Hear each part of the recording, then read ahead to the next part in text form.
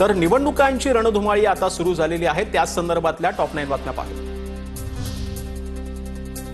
कोल्हापूरमध्ये स्थानिक स्वराज्य संस्थांच्या निवडणुकीत महायुतीत ठिणगी। चंदगडमध्ये युतीसाठी आमदार शिवाजी पाटील यांनी प्रतिसाद दिला नसल्याचा मंत्री हसन मुश्रीफ यांचा दावा। तर मुश्रीफांशी 2 वेळा चर्चा, मात्र मला गाफील ठेवलं, शिवाजी पाटलांचं वक्तव्य।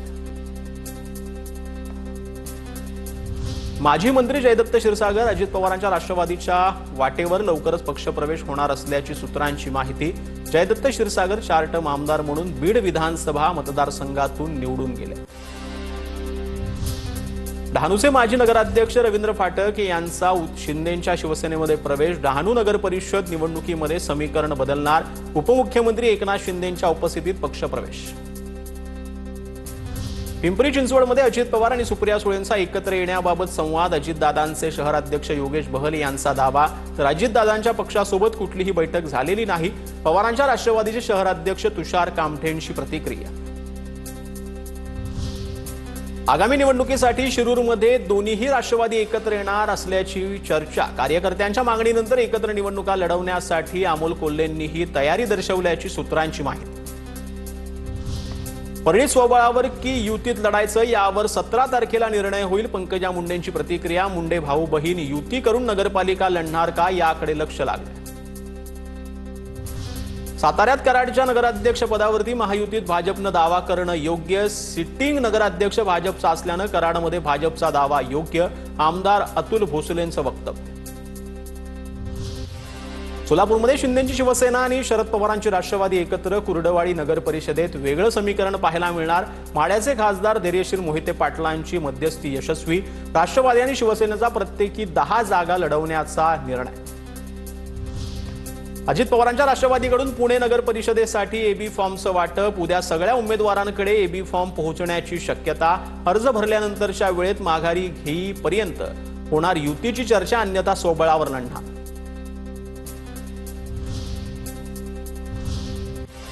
आता वया दिवसभरातील महत्त्वाच्या टॉप 9 बातम्या।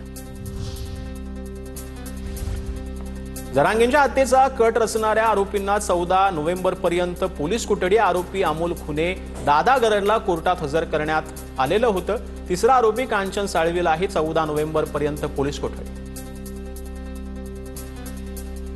मुख्यमंत्री देवेंद्र फडणवीसांनी छगन भुजबळांची भेट घेतली। एशियन हार्ट इन्स्टिट्यूटमध्ये जाऊन भुजबळांची त्यांनी भेट घेतलेली आहे। सर्व काही दिवसांपूर्वी भुजबळांवर हृदयाची शस्त्रक्रिया पार पडलेली होती। फडणवीसांनी रुग्णालयात जाऊन भुजबळांच्या तब्येतीची विचारपूस केली। 1 कोटींपेक्षा जास्त महिलांची केवायसी प्रक्रिया पूर्ण। आदिती तटकरेंची माहिती। कोणतीही लाभार्थी महिला वंचित राहणार नाही, आदिती तटकरेंची प्रतिक्रिया। नरभक्षक बिबट्या दिसला तर ऑन द स्पॉट शूट करा, आंदोलकांवरही कारवाई करणार नाही। वनतारामध्ये 20 बिबटे पाठवणार। बिबट्याच्या वाढत्या हल्ल्यानंतर वनमंत्री गणेश नाईकांचे आदेश। वनमंत्री नाईकांकडून शिरूरमध्ये बिबट्याच्या हल्ल्यामध्ये मृत्यू झालेल्या चिमुकल्यांच्या कुटुंबियांची भेट। तर मी या खात्याचा मंत्री बदनाम होण्यासाठी झालोय का असं वाटायला लागलंय, नाईकांचं वक्तव्य। पिंपरी चिंचवडमधील चरोली अलंकापुरम चौकाजवळ गोळीबार। 1 ते 2 राऊंड फायर करत नितीन गिलबिलेवरती हल्ला। गोळीबारामध्ये नितीन गिलबिलेचा मृत्यू। जागेच्या प्लॉटिंगच्या व्यवसायाच्या कारणामुळे गोळीबार झाला असल्याची प्राथमिक माहिती। पुण्यातील पुरंदर विमानतळाबाबत राज्य शासनाला जिल्हा प्रशासनानं पाठवला अहवाल। महिना अखेरीस राज्य शासनाकडून जमिनीचा आणि बाधित गावांमधील घरांचा मोबदला ठरवला जाणार। राज्य शासनानं स्थापन केलेली त्रिभाषा धोरण समिती उद्या पुणे जिल्ह्याच्या दौऱ्यात शिक्षण तज्ज्ञ विचारवंत शिक्षकांचा समावेश असणार। नरेंद्र जाधव यांच्या अध्यक्षतेखाली समितीची स्थापना। नाशिक, अहिल्यानगर, सांगली, सोलापूरसह विदर्भ, मराठवाड्यात 5 दिवस थंडीचा कडाका जाणवणार। गुलाबी थंडीचा आनंद घेण्यासाठी नागपूरकरांचा मॉर्निंग वॉक।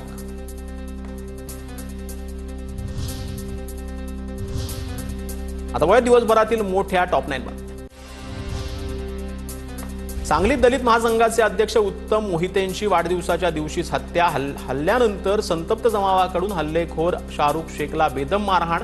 जमावाच्या मारहाणीत हल्लेखोरांचाही मृत्यू। निठारी हत्याकांडातील सुरेंद्र कोली सुप्रीम कोर्टाकडून निर्दोष घोषित। कोली विरोधात पुरेसे पुरावे नसल्यानं कोर्टाकडून निर्दोष सुटका। राज्यात एसटी महामंडळानं ऑनलाईन तिकीट बुकिंगमध्ये घेतली भरारी। दिवाळीत एसटीच्या ऑनलाईन तिकीट विक्रीला प्रवाशांचा विक्रमी प्रतिसाद। ऑनलाईन तिकीट विक्रीतून एसटीला 21,44,00,000 महसूल जमा झालेला आहे। राज्यातील सर्व मच्छीमारांना मिळणार QR कोड असलेलं ID कार्ड। खोल समुद्रात मासेमारीसाठी जाणाऱ्यांसाठी केंद्राकडून नव्या नियमांची अधिसूचना जारी।